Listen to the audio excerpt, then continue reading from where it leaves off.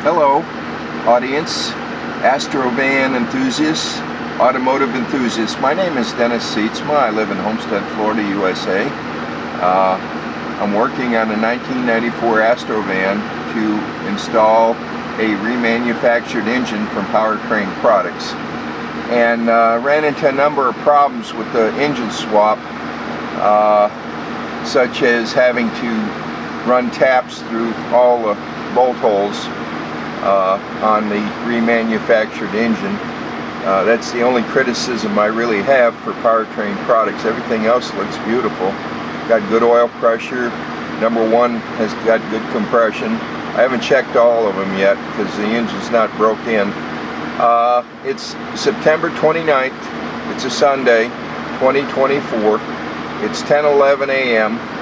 Eastern Time. I'm in Homestead, Florida. And this is not, I don't know what I want to say next. I need to move on to talk about working on the Astro van today and not get too much into the minutia. I plan to install the radiator that arrived yesterday afternoon from Napa, and it appears to have just minor flaws.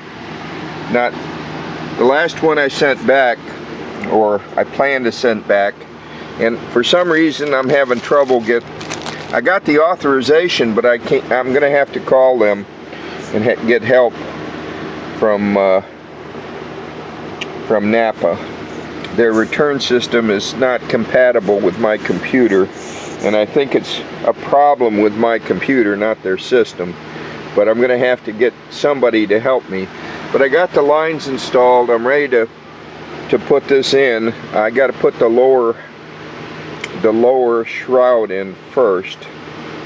I took it out to clean it, and so if all goes well today, I will install this. Then I will install the remote oil filter. And I'm going to do this in baby steps, I think. I want to make sure I have no leaks on the transmission side. This is the transmission side here, the side where the filler is. The transmission cooler lines go here and here, and they shipped it with these nice adapters. But this is the right thread for my setup, which is a standard flare nut. And this is fine. And I'm going to try to plug it in the hole like that once I get the lower shroud installed. So, audience, thanks for watching. Thumbs up if anything is interesting here to you. Subscribers can join or drop out at will. I don't care. It's cool. Whatever you want to do. I really want an audience of enthusiasts or people that want to learn to be and this is a documentary. This is not a how-to. I make mistakes, and most of the problems I've had is a lot of the bolts from the old engine, after being in the engine for 208,000 miles and 30 years service, had to be replaced. I could have run them through a tap and die, but I wanted new bolts, so I bought a lot of new bolts. And recently I got this tap socket thing from Leslie, part number 70500. This will be helpful because they still have a problem with one or two bolt holes in the head on the Powertrain products engine. So and I initially blamed the Powertrain products holes, not realizing that the bolts wouldn't even start with a tap and die. They wouldn't even start. So I tried to run it through the die to recover the bolt, and a lot of times it was just better to get a nice new grade 8 bolt and use new parts. Now the studs was a problem, and I'm working that issue with Rock Auto now. Not Rock Auto? Yeah, Rock Auto. Okay. The studs they show are dormant, and they don't work on for the left side of the engine, the driver's side. There's a stud on the front side of the #1 cylinder, and there's a stud on the rear side of the #3 cylinder. And the one on the rear of the number is important because there's a support rod from the air conditioner compressor that goes to that stud. And my studs are messed up, and I could go to GM and buy new ones from them, but I'm trying to get them from Rock Auto and work. I've sent a long email this morning with all my well, I didn't send all my research. I sent a picture of the stud, and I promised them I would share my research with them. Hopefully that'll solve the problem for everybody who needs those studs. And I don't know how big that might be, but I'm going to do what I can with Rock Auto. And I've never done this before with Rock Auto, so. But I like their system for the most part. I mean, they've been very cooperative when I did contact them. And contacting them was a bit of a chore, because I like to do things with email. I don't really like to talk to people on the phone, especially if I have to wait a long time. I'd rather shoot off an email and give them a day or two to respond, because then I can do attachments and put in links and yada yada yada. I can better communicate with email than I can verbally on the phone. And plus then I have a record to go back to. So for a number of reasons I prefer trying to ferret out, figure out, sort out, fix, resolve, whatever word you want to use, problems like I'm having with the studs via email. That works best for me. Anyway, we'll go outside. We'll talk out there for a minute. Thanks for watching, audience.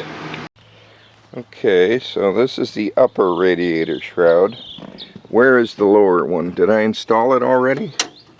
Yay! I installed it. Now those little rubber baby bumpers that hold the radiator, I need to replace those. Those are not spongy enough, but I'm going to try anyway. And I'm going to have to take those lines off because I can't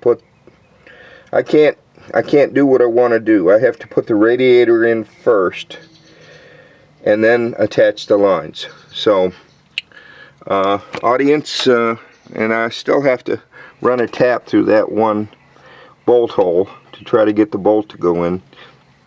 So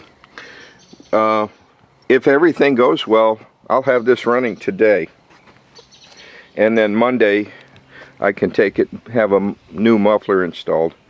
And we'll talk about the Craftsman GT 5000 project some other time on a different video. Excuse me, different video.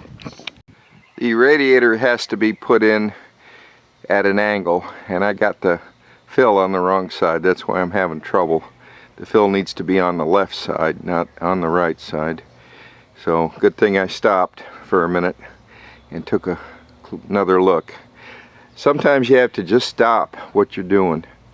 Stop what you're doing and carry on from there. This task would be a lot easier to do if I had a few things out of the way, like if I had the air conditioning core, the condenser, out of the way.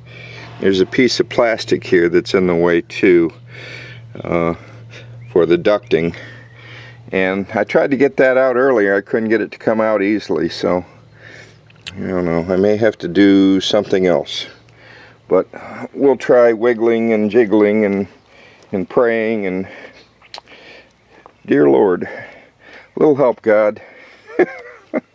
Thanks for watching.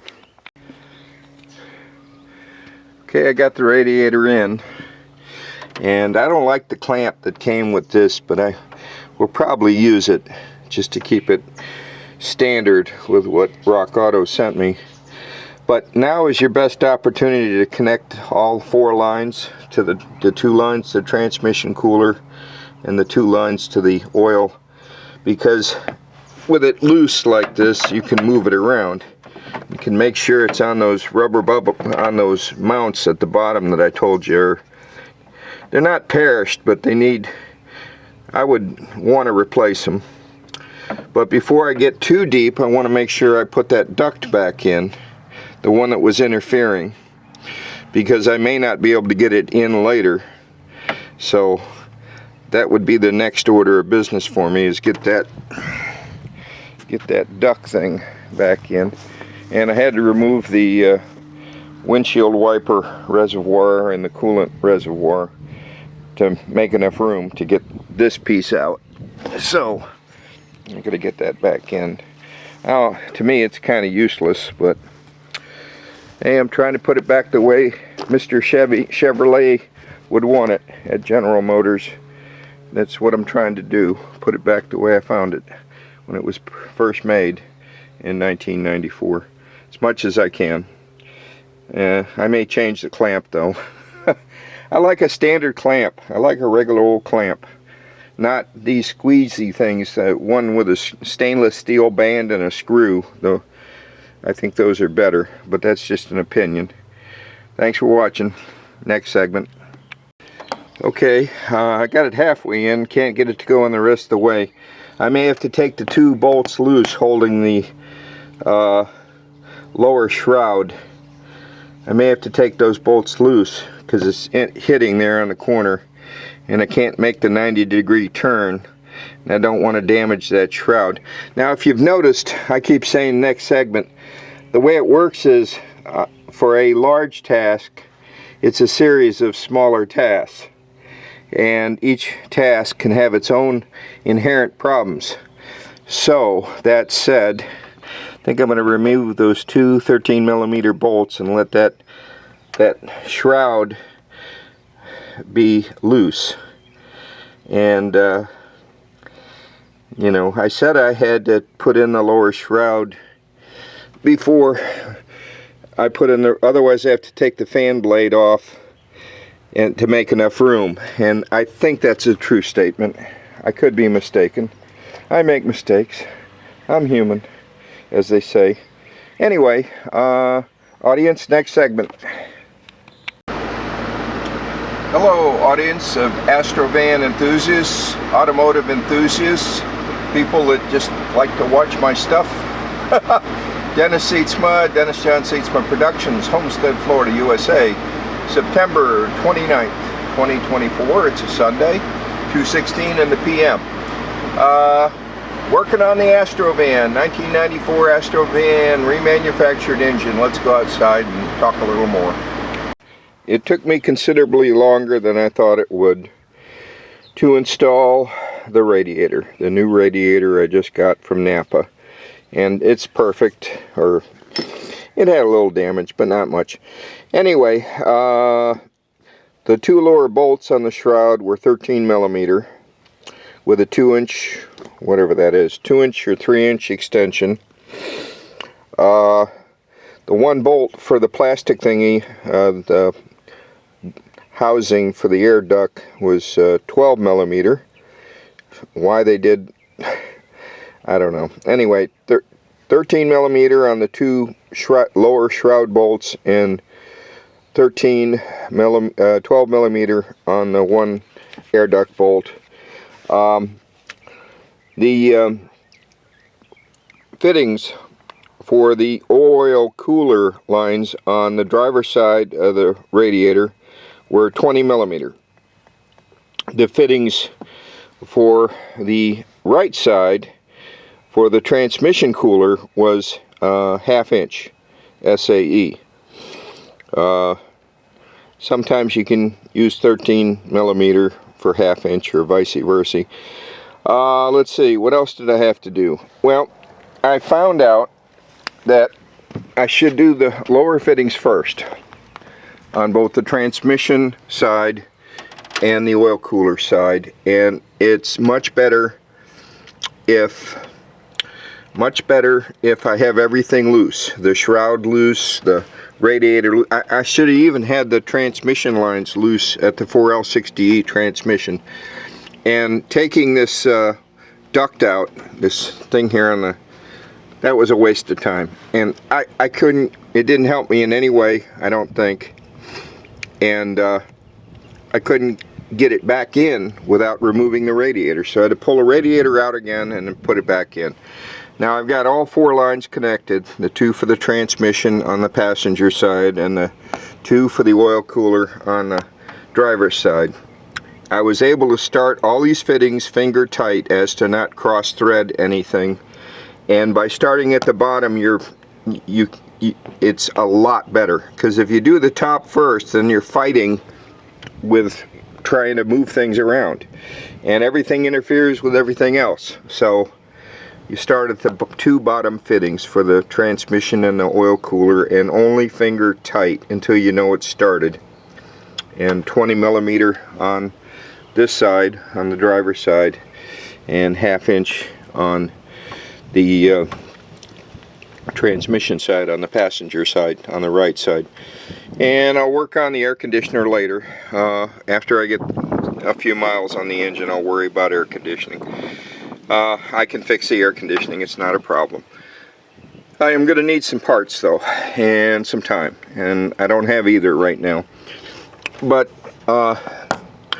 the oil cooler fittings are very fragile compared to, they're like soft ports on that side of the radiator, and the ports on this side of the radiator for the transmission were very hard, and I don't think it would be very hard to mess up, cross thread those, but the ones on the driver's side, easy peasy to cross thread. You know, like, and the lines themselves are soft, so be real careful not to cross thread. In addition to that garbage, the aftermarket radiators are even softer. The Napa, this I don't know where it comes from, who make it, but, and I got everything fitted and fit, and it was real fiddly. I had to do a lot of adjustments to get it, and I've got the upper radiator hose on, I got the lower radiator hose on, and oh yeah, that's what I was going to talk about. I like standard clamps, and this fell off somewhere in the process, so I don't know what that is for. It's probably for the air conditioning accumulator. But I wanted to say, to get to the lower clamp, I had to go with this super long extension to reach the clamp, and it's 8 millimeter. Yeah, 8 millimeter is what I used. 8 millimeter converts to something in SAE, but I'm not going to bother with that. I'm just going to tell you, these are the tools I used to install the radiator, and it took me a lot longer than I thought. I thought I was pretty efficient at this, but it took me, I don't know, it took me half a day to get the new radiator installed properly. I'm ready to put coolant in it now, and then in a little bit I'll try to start it and see if I got any leaks. So that's what I'm going to do next, next segment. Okay, I changed my mind. I just put in water for now. I've had so many problems with leak. I don't want to lose any more expensive coolant every time I have to take this radiator in and out. So I'm using water, and as soon as I put a little time on this engine, like minutes or so, if everything's good, then I'll go to coolant. I'll flush out the water and put in coolant. But anyway, getting ready to start it up and see what happens. But I want to think about this for a little bit and tell you, when you fill up the coolant, you'd like to just fill it up and walk away and call it good, but that's not what you do. You must fill it up, let the engine start and run and warm up, and when it gets to normal operating temperature, the thermostat should open, and you'll see it go blub blub blub blub blub blub blub blub blub blub blub blub blub, and you'll lose a lot of your coolant, and you have to top it off. So wait, you know, bring the engine up slowly to operating temperature, and then top off your coolant. It's a process we call burping. And thanks for watching. Next segment. Okay, I used 8 millimeter and 1/4 inch, and to put on the battery positive. I misplaced my little tool, and I like to use insulated tools when it comes to doing this, in case you short out anything. If you know, a non-conductive tool would be best, and I'll find it eventually. I'm sure it's somewhere here. It's amazing what you find when you get down this deep in the weeds pulling an engine out. You find all kinds of nuts and bolts you lost years ago, or somebody lost, and tools and what have you. Anyway, I'm going to try to start this, so stay tuned. Okay, before I try to start it, I have to warn the audience. I've only set the rough mechanical timing. I've not set what they call the baseline timing. The baseline timing is done with a timing light, and it's electronic, and you got to disable the power management computer by disconnecting a connector down here near the distributor. There's a single wire that you disconnect, and that releases the control from the computer of the engine timing. So it's going to sound rough as a cob. I only got about 15, 20, 30 seconds on this engine since the rebuild, since the first attempt to start it and run it. Hopefully I can let it run longer this time without losing fluids everywhere, which I didn't see until I started it. So here goes nothing. Stay tuned. Gonna watch the oil pressure. Oh my.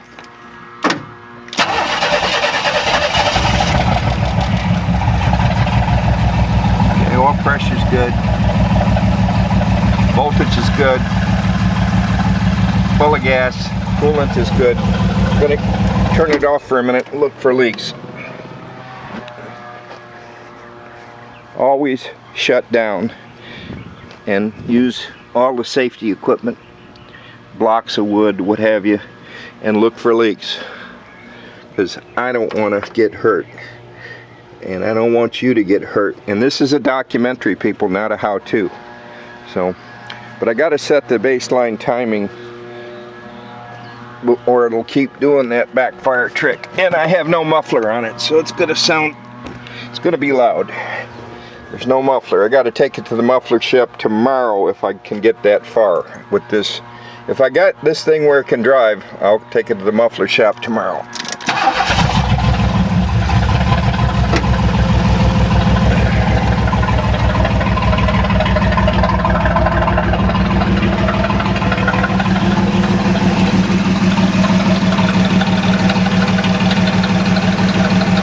I got to take it through the burping process, but I'm going to take it off these jack stands and off the jack.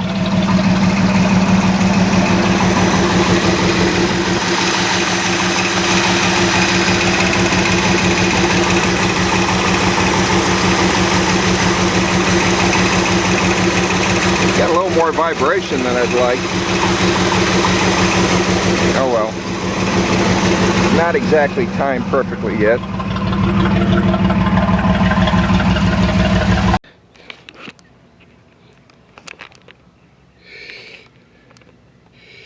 Come on, damn it. Alright, I've got it off the jack stands. I've not yet burped the power steering system. So a little bit later, I got to jack it up and go back and forth, chalk to chalk on the steering until I burp whatever air is trapped in the power steering system. But I thought I had a transmission problem, but I later found that I had a bad broken pin in the fuse block for the ATC ATO fuse holder, and I had to replace that pin. And the way I found it is by turning the key on and trying to raise the windows up and down. I had no response because I had no power. So once I fixed that fuse holder, I had windows again. Now the power to the windows also goes to the VSS amplifier, so I would have had no speedo, and the transmission had no power, so it would be in limp mode. So what I thought was a transmission problem was a bad broken pin, and the pins I found on Speedway Motors. Somebody on the Astro van group sent me a screenshot saying I could get them there. So I bought them there first, and then I bought a Dorman kit and stole one of the pins out of that. Dorman sells a kit where you can add 4 more fuses to an electrical system. So I'm going to try to start this now, and I'm going to try to put it in gear and see if it goes forward and back a foot.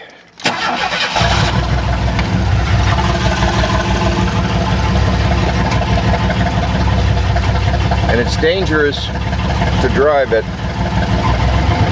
with the brakes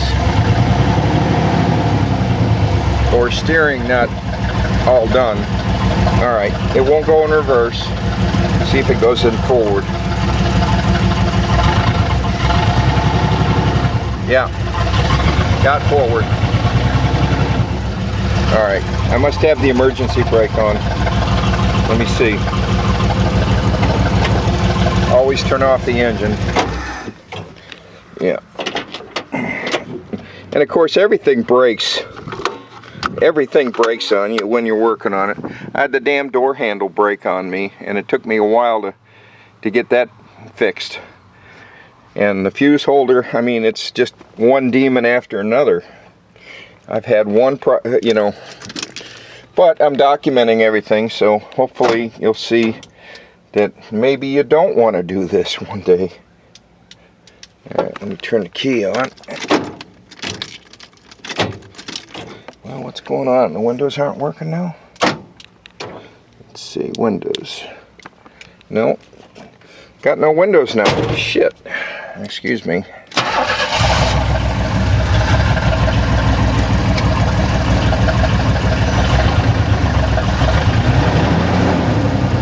Alright, I gotta check the transmission fluid level.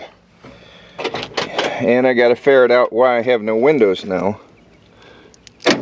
I got lock and unlock, that's working. Oh my. Well, at least the radiator's in, right? And I'll check, see if I got any leaks. I don't know, did I blow the fuse?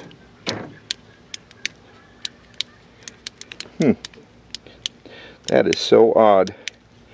Alright, well, I'll have to look at the PWR WDO fuse in a minute and check it for continuity. Maybe I didn't put a fuse the right value in there when I fixed it. Who knows? But at least it starts.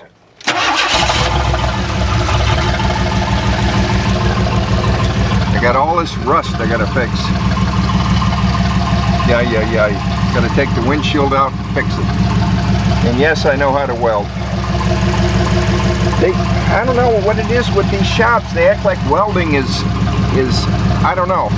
Oh, we're gonna have to cut out the metal and weld in new metal. Well, do it. Alright, well, so far so good. Oil pressure's 42. Let's see if we got reverse.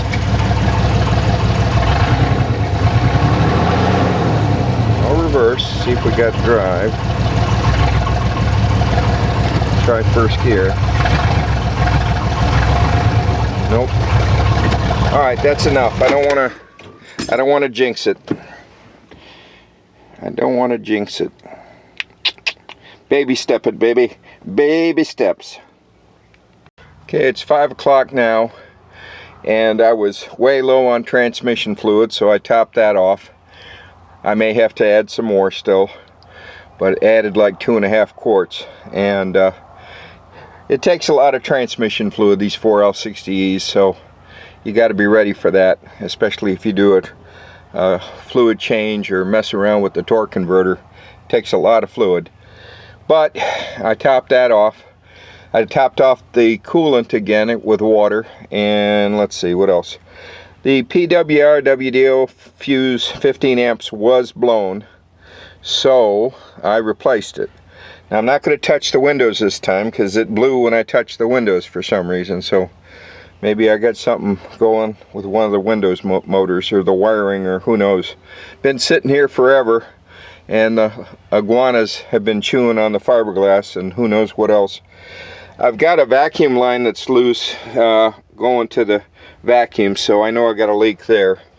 But let's see what happens when I crank it now, and I'm going to try to put it in gear, see if it moves.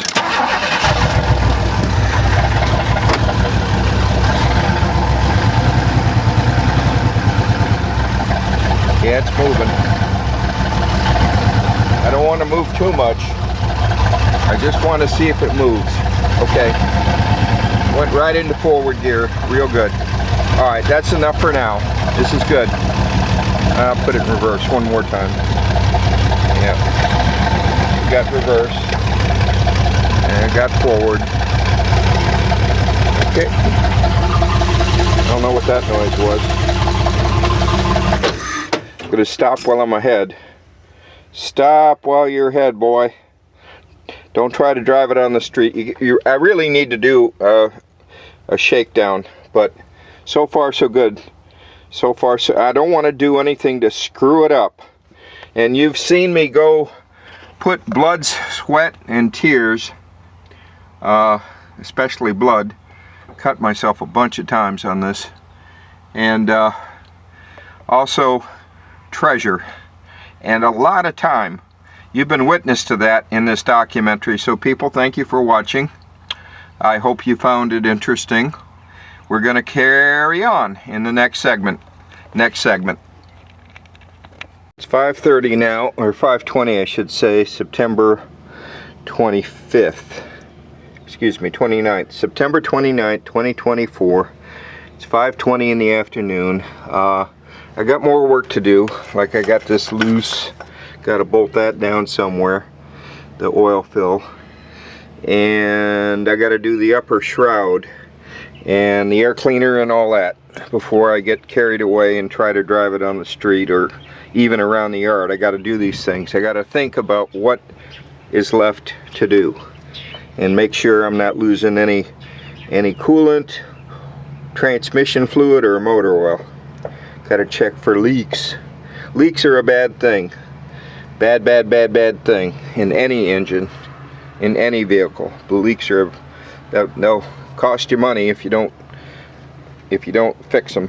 And most mechanics, general mechanics, they're good at fixing leaks. That's their main income. But unfortunately, a lot of people let things go until they have a major problem. So we're going to carry on next segment. Dennis Seatsma, Dennis John Seatsma Productions, Homestead, Florida. September 29th, 2024, 9:13 p.m. I'm done for the day working on the Astro van. Got a lot done. Tomorrow we will resume, weather permitting, and it's supposed to be nice tomorrow. Good weather, no rain. Real hot, maybe over 90. But anyway, I'm gonna work on that loose as a goose oil fitting on the left side, on the driver's side. I'm not sure I have my electrical problems sorted yet. Not sure. Had to wiggle the fuse to get the windows to work, and I thought I had the fuse block thing solved, so I may have to do more work on the fuse block. And I don't know why it blew the 15 amp fuse, so I put a 30 in there. Yeah, so tomorrow we'll do some more work. I need to get the bolts to go into the rear of number 3, because that holds the strut that goes to the air compressor. So I'll have to run a 3/8 national course, 3/8 16 national course tap, and I've got this tap set now, tap socket set, that should help me do that work. And hopefully tomorrow, if I can get the authorizations to they're encrypted, I can't get them to decrypt from Rock Auto. I'll call them tomorrow and see what they can do to help me decrypt it. I've done everything I can think of, but it keeps coming back with error. So it may be a problem with my identity. So, and there's been some hackers chewing on my stuff lately. I guess doing YouTube brings them out. But I'm very security conscious, and I know a lot about the government. Saw fit that you know, not only do I detect it, but we get them caught. as quickly as possible, or at least shut down their servers. So, Dennis Sietzma, thanks for what? Oh, audience, you've been patient and you've seen me go through one problem after another, and I appreciate your diligence in continuing to watch. And I can't even think about driving it until I get a couple more things sorted. Like I said, I wanted to put a shim on the starter and check for 20 thousandths, and I need to keep looking for leaks. So anyway, tomorrow's another day. It's late. Thanks for watching. Next segment, or I should say next production. Thanks for watching.